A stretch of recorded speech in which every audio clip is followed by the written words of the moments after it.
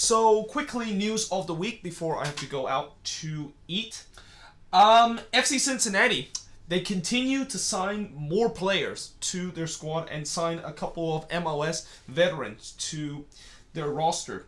This time they acquire Victor Urilla from FC Dallas for 150,000 GAM, and again, FC Dallas, they're selling all of their player out to different club, but they're not really getting a lot of money. And from what I heard from the report, that's the only thing they got out of this deal. And I know Victor Urilla is not as good as, let's say, Maxi Urruti and maybe even Roland Lamar, although Lamar got claimed in the expansion draft, but they're not getting a lot out of those talented players that they have been producing in the last couple of years, which kind of question myself why exactly that is the case. Why does FC Dallas decide to kind of sell all their players for cheap?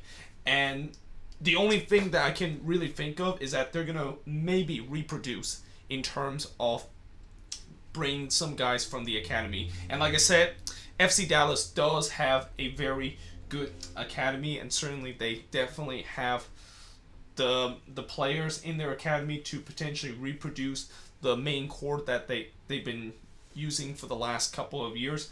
But again, I don't understand why they're selling them for that cheap amount of money.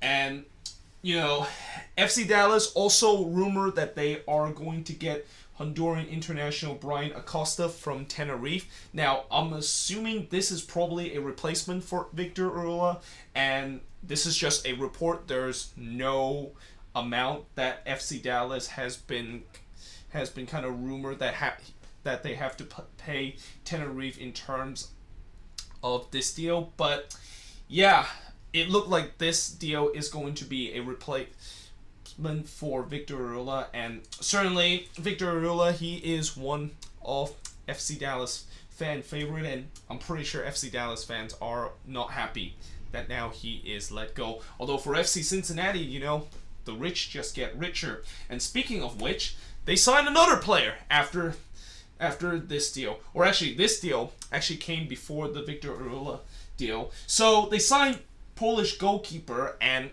I'm gonna absolutely butcher this name. Przemysław Titan.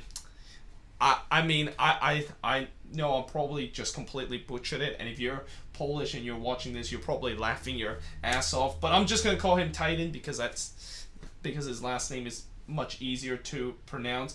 But he has been signed from Deportivo La Corona. FC Cincinnati, of course, signed him there, and most likely he is going to be the starting goalkeeper for this team. And I don't know much about this guy. I don't really watch La Liga very often, but they said that he's a very decent goalkeeper and he has a lot of experience in La Liga. So, maybe that's definitely a good kind of deal that they got. And a lot of people said that Cincinnati could have bought back Mitch Hennigan from Atlanta United. Hennigan was actually on loan with Atlanta United, and that FC Cincinnati does have a chance to get him back. And apparently they decide not to do it, and they decided to just get their own goalkeeper. And I guess in some way that might be the right decision because, some people said that Hennigan, what he did with this FC Cincinnati team was just absolutely amazing, and what we saw in that US Open Cup, that was absolutely amazing. But at the same time, I also have heard that some Cincinnati fans says that he's very inconsistent, and that performance that he did against the Chicago Fire and that moment known as Mitch Say No, that was just kind of like the highlights of his career, and that there were times where he just looked really very kind of sloppy. So I guess that's why FC Cincinnati want to make sure that they actually have a decent goalkeeper and not just call one that used to play for them a couple of years ago in the USL.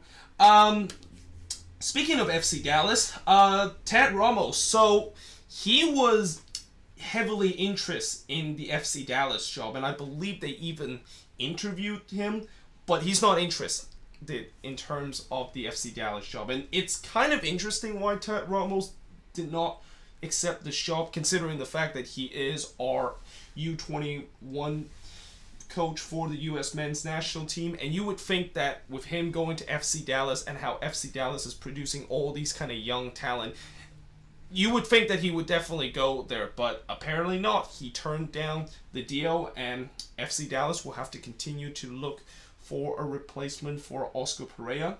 But one managerial change that looked like it is going to be confirmed in the upcoming days is that Caleb Porter is coming back to MLS. So after almost a year and a half now, or not a year and a half, 2 years now since he left Portland, it looked like Caleb Porter is set to return to MLS, and he is going to be taking charge as the new manager of the Galaxy. Now, I've been saying that Caleb Porter probably should have maybe come to the Quakes. You know, I was one of those guys that want to see Porter come to the Quakes. And I know Caleb Porter, there are sometimes he kind of made some really stupid excuse of the fact that the team is just not playing well, so I'm going to just come up with an excuse to hide the fact that my team is not doing well. And I think he's probably going to do the same thing with the Galaxy. You know, he'll probably make excuse the fact that, oh, you know, Zlatan wasn't there, so that's why we were poor. Or, oh, at least our attack looks good, even though our defense is absolutely shit. But, you know, I don't think this is a bad hire for the Galaxy. You know, I get that Galaxy fans are not happy about this hire, mainly because you would think that there would be a bigger name that should be managing this team, and instead the Galaxy is kind of like reverting back to the MLS 1.0 route, with them hiring some manager that was good in the MLS 1.0 era.